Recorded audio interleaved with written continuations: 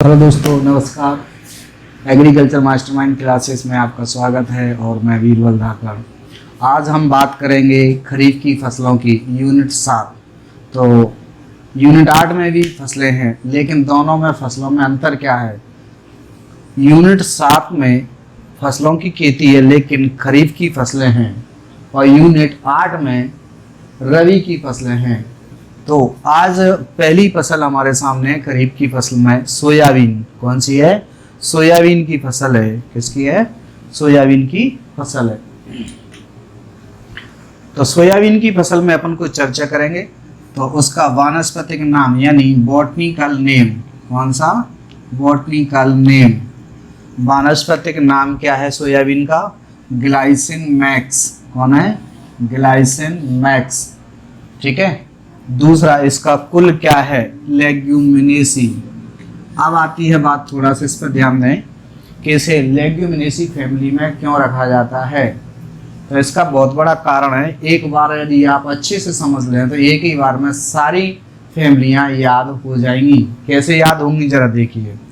मान लो ये सोयाबीन की फसल है, ये सोयाबीन की फसल कड़ी, ये रूट्स हैं यानी जड़ें हैं, ये पत्तियां हैं, पत्तियां इसमें 3 होती हैं एक साथ, तो तिपरनी है, और उसमें ये लगा हुआ है फली। तो इस फली को ही हम बोलते हैं, क्या बोलते हैं? लेग्यूम। क्या बोलते हैं? लेग्यूम। तो जिन फसलों में फलियां लगती हैं वो लेग्यूम कहलाती हैं। अर्थात जिन फसलों में फलियां लगी हैं वो लेग्यूमिनेसी फैमिली में आएंगी। चाहे कोई सी भी फसल हो किंतु उसमें फली लगनी चाहिए, वो किस कुल में आएंगी? लेग्यूमिनेसी में। तो देखिए कौन कौन सी हैं लेग्यूमिनेसी में। चना है, उसमें भी फलियां लगती हैं। मूंगफली है, उसमें भी फलियां हैं। उसके बाद हमारे सामने कौन कौन से हैं? और मूंग है, उड़द है, ये सब फलियों वाले हैं। तो इनका कुल कौन सा होगा? लेग्यूमिनेसी। अब हमारे सामने आता है इसका कि इसका इम्पोर्टेंस क्या है। क्या है इसका इम्पोर्टेंस? क्या है?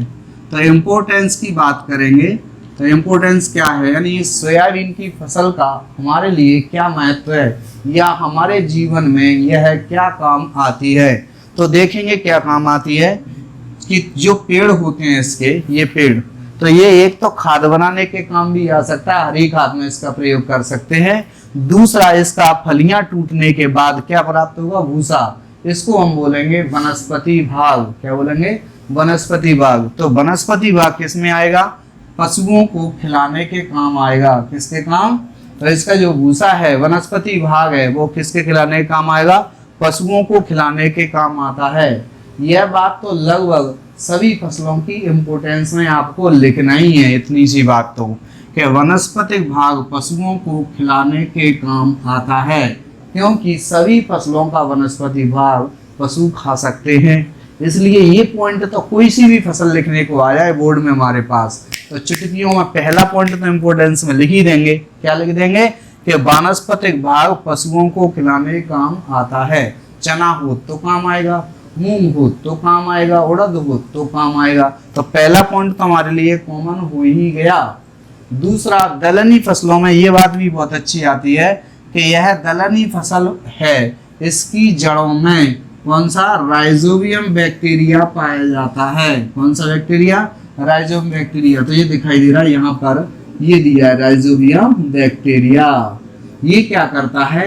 वायुमंडल की नाइट्रोजन को, किसकी नाइट्रोजन को? वायुमंडल की नाइट्रोजन को, जो कि 79% के आसपास होती है, उसको भूमि में स्थिर करता है, और नाइट्रोजन कहाँ जाती है? पेड़ के विभिन्न हिस्सों में पहुंचती है। ये आई नाइट्रोजन। तो ये भूमि में कौन सा? राइजोबियम बैक्टीरिया पाया जाता है, जो भूमि में नाइट्रोजन स्थिरीकरण यानी नाइट्रिफिकेशन का कार्य करता है। ये बहुत अच्छी बात है। यह पॉइंट भी लगभग सभी दलहनी फसलों में प्रयोग होगा। तो 2 पॉइंट यदि आपने लिख दिए तो ये तो कॉमन हो ही गए, और 2 पॉइंट लिख दिए तो लगभग इम्पोर्टेंस तो पूरा हो ही गया। अब अतिरिक्त भी हम लिख सकते हैं, जैसे कि सोयाबीन में कितने परसेंट? 40 से 42, 38 से 42 भी कह सकते हैं। तो ये 40 से 42% प्रोटीन पाई जाती है, इसलिए इसे क्या कहते हैं? शिलाजीत भी कहते हैं। और इसे बोनलेस मीट भी कहते हैं। बोनलेस का मतलब है हड्डी रहित मांस भी कहते हैं। तो क्यों कहते हैं? क्योंकि बहुत प्रोटीन पाई जाती है। इसे बंडर क्रॉप भी कहते हैं, आश्चर्यजनक फसल भी कहते हैं। क्यों कहते हैं? क्योंकि इसमें 40 से 42% या 38 से 42% प्रोटीन पाई जाती है।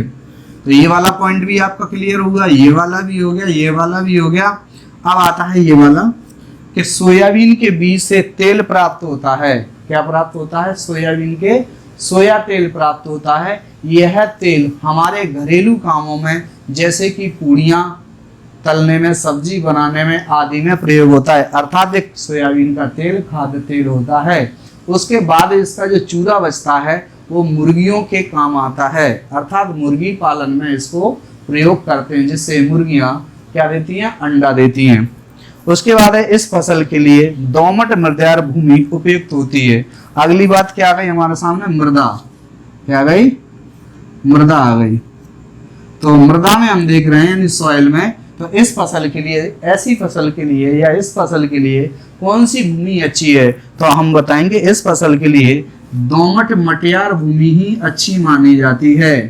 अर्थात ऐसी भूमि जिसमें पौधे के लिए सभी अनुकूल परिस्थितियां हों, जैसे कि 25% पानी हो मिट्टी में, 25% जल हो और 25% वायु हो और 5% कार्बनिक पदार्थ हो और 45% क्या हो? ठोस पदार्थ हो। तो इसका जो संतुलन है वो बेहतरीन होना चाहिए। तो ऐसी जो है किसमें पाया जाता है? मटियार या दोमट मटियार में पाया जाता है ना।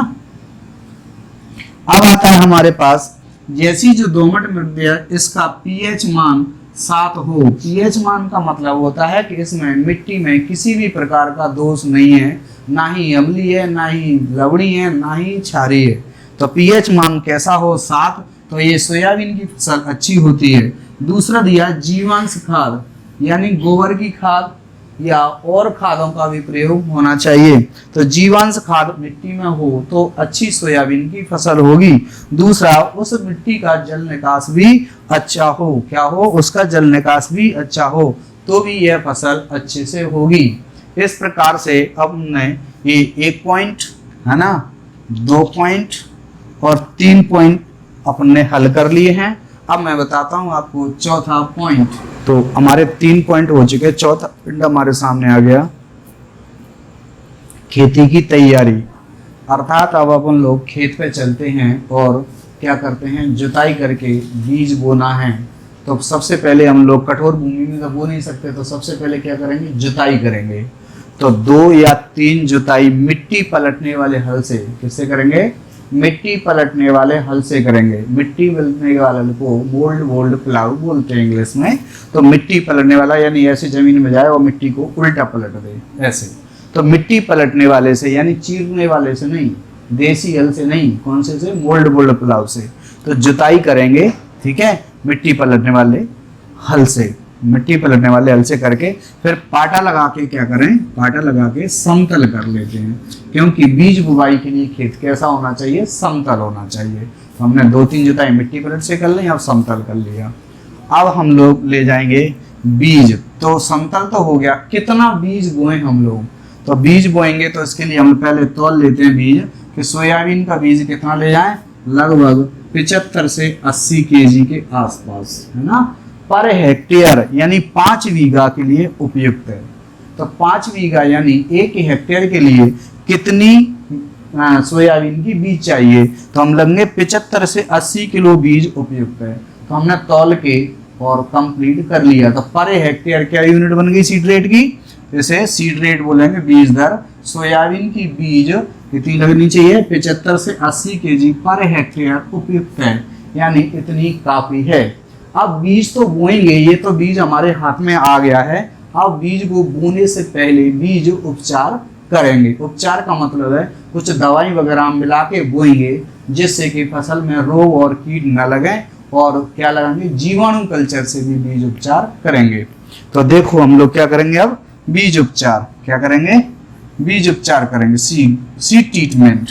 सीड ट्रीटमेंट करने से क्या होगा कि बीज में फफूंदी नहीं लगेगी, जिससे कि बीज पूरा उगेगा। दूसरा है जीवाणु कल्चर से। जीवाणु कल्चर से करेंगे तो क्या होगा ये बताऊंगा अभी। तो ये फफूंदीनाशी, तो कौन सी रसायन डालें जो कि फफूंदी को मार सके? तो फफूंदीनाशी रसायनों के मैंने कुछ नाम लिखे हैं, उनका नाम एक है, कौन सी है? थीरम, है ना, कैप्टान, थायरम भी बोल सकते हैं, थीरम भी। तो थीरम, है ना, क्या लिखेंगे? Theorem, theorem, captan, Dithane M45 और डाइथेन Z78 78, ये भी फफूंदीनाशी है ना। तो कौन कौन सी हमारे सामने फफूंदीनाशी दवाइयां आ गई? थीरम है, कैप्टान है, डाइथेन Z78 है, डाइथेन M45 है। ये रसायन सभी फफूंदीनाशक होते हैं, अर्थात हम बीज को क्या करेंगे? उपचार करके बोएंगे। किससे? फफूंदीनाशी से। एक तो फफूंदीनाशी से कर सकते हैं, दूसरा क्योंकि ये दलहनी फसल होने के नाते हम जीवाणु कल्चर से करेंगे इसमें उपचार, कल्चर से। तो जीवाणु कल्चर कितना लगेगा? तो 500 ग्राम प्रति 80 केजी बीज के लिए काफी होता है। तो कितना लेंगे? 500 ग्राम प्रति 80 केजी बीज के हिसाब से लेंगे, और इसमें कौन सा? राइजोबियम जीवाणु कल्चर का प्रयोग करेंगे। किसमें करेंगे? राइजोबियम जीवाणु कल्चर का प्रयोग करेंगे। अब ये करते कैसे हैं वो अभी मैं आपको अगला क्वेश्चन सी पूरा बताऊंगा कि राइजोबियम जीवाणु कल्चर से बीज उपचार कैसे करेंगे, तो पूरा ही करेंगे। तो ये अभी यहाँ इतना ही याद रख लें कि 500 ग्राम से 80 केजी बीज उपचार काफी है हमारे लिए। अब आता है हमारे पास, हम कौन सी वेराइटी लें कि अच्छे से अच्छा उत्पादन हो? क्या लें? अच्छे से अच्छा उत्पादन हो तो कौन सी वेराइटी लें? तो हमारे पास JS 390 जवाहर सोया 90, JS 315 ये वेराइटी वर्तमान में खूब चल रही हैं। उसके बाद हमारे पास आता है शिलाजीत है, ब्रेग है, हार्डी है, क्लार्क है, PK 472 है। ये वेराइटियां भी चल रही हैं। वेराइटियों की संख्या बहुत है, किंतु हम लोग केवल 2 या 3 वेराइटी याद रखेंगे। ये वेराइटी तो लगभग वर्तमान में चली रही हैं और ये किताबों में और दी गई हैं। तो शिलाजीत क्यों कहते हैं वेराइटी को? क्योंकि इसमें 42% तक प्रोटीन होती है, तो इसलिए इसका नाम शिलाजीत भी रखा है। तो ब्रेग, हार्डी, क्लार्क और ये PK, इस प्रकार से मैंने आपको इसके 7 पॉइंट आपको बता दिए हैं। 1-2 पॉइंट और हैं तो मैं अभी आपको बता रहा हूँ, ठीक है। तो अब हमारे सामने क्या आ गया? रोग यानी डिसीज। कौन सा आ गया? रोग यानी डिसीज। तो कौन सा डिसीज आ गई हमारे सामने? पीला मोजेक। पीला मोजेक कैसा है? जो आपको किसमें दिख रहा है? वीडियो में दिख रहा है ना, वो देख लेना कि पीडीएफ में देखो कैसे दिखाई दे रहा है पीला मोजेक रोग। तो पीला मोजेक। दूसरा आता है जड़ सड़न। जब कभी कभी पानी भर जाता है, क्या हो जाता है? बरसात की फसल तो है ही, लेकिन पानी भर जाता है तो जड़ें सड़ जाती हैं, तो फसल सूख जाती है। उसके बाद जब कभी पानी की कमी पड़ जाए तो जड़ों में फफूंद लग जाती है। क्या लग जाती है? जड़ों में फफूंद लग जाती है और जड़ें सड़ जाती हैं। इससे पूरा का पूरा पौधा ही सूख जाता है। ऐसी कंडीशन को क्या कहा जाता है? उकटा। क्या कहा जाता है? विल्ट। तो विल्ट डिसीज होती है, यानी उकटा बीमारी होती है। अक्सर दलहनी फसलों की ये बेहतरीन या याद रख लेना कि सभी दलहनी फसलों में लगभग उकटा रोग लगता है। तो हम लोग कॉमनली रोगों में लिखना है तो उकटा रोग तो लिख ही सकते हैं, ठीक है। तो लगभग मैंने 3 रोग बता दिए आपको, पीला मोजेक, जड़ सड़न और उकटा यानी विल्ट, ठीक है। अब आता है कीट। तो क्या है कीट? कीट होता है गर्डल बीटल, दूसरा है फली छेदक। तो गर्डल बीटल क्या होता है जरा देखें। ये हमारे सामने क्या दिखाई दे रहा है? सोयाबीन का पेड़। इसको थोड़ा सा मैं बड़ा करके दिखाता हूँ यहाँ पर, है ना। क्या करके दिखाऊं? बड़ा करके। मान लो ये सोयाबीन का पेड़ है और ये पत्तियां लगी हुई हैं, ठीक है। ये क्या लगी हुई हैं? पत्तियां। किंतु क्या करती है? इस पर मक्खी आएगी और ये 3 रिंग बनाएगी। इसमें क्या बनाएगी? इनको ही गर्डल बोलते हैं। इसमें से बीच वाली गर्डल में, यानी किसमें? बीच वाली गर्डल में क्या रख देती है? अंडा रख देती है, जिससे कि अंडे से ये इसकी इल्ली को ढूंढ ना सकें अपन लोग और लोग भ्रमित हो जाएं। तो चक्रभृंग, हिंदी में क्या बोलेंगे इसको? चक्रभृंग, या इंग्लिश में गर्डल बीटल लगता है। तो 3 रिंग बनाती है वो तने में, जिसमें से बीच रिंग में वो क्या रख दी? रिंग में अंडे रखती है और उसके बाद इसमें क्या बन जाती है, तितली वो बन जाती है इसके अंदर लार्वा, इसी के अंदर। तो इतना हिस्सा यहाँ से छेद से हिस्सा टूट जाता है, क्या हो जाता है, टूट जाता है। तो किसान इसको डुड़की के नाम से भी जानते हैं, क्या वो ढूंढ बन जाता है पेड़। तो ये होता है गर्डल बीटल। अब आता है फली छेदक। फली छेदक में भी आप देखें, जैसे कि ये हमारे सोयाबीन की फली लगी है, मान लो मैं थोड़ा बड़ा करके दिखा रहा हूँ आपको, है ना, ये फली है ये, और इस पर क्या आएगा, यहाँ से हम देखते आ रहे हैं कि इल्ली आ रही है, क्या आ रही है, इल्ली। इल्ली तो जानते ही हैं सभी लोग, छेद करने वाली इल्ली आ रही है, और इसमें क्या करेगी, वो यहाँ से छेद कर देती है और दाने को खाने को आ जाती है, क्या आ जाती है, इल्ली दाने को खाने आ जाती है।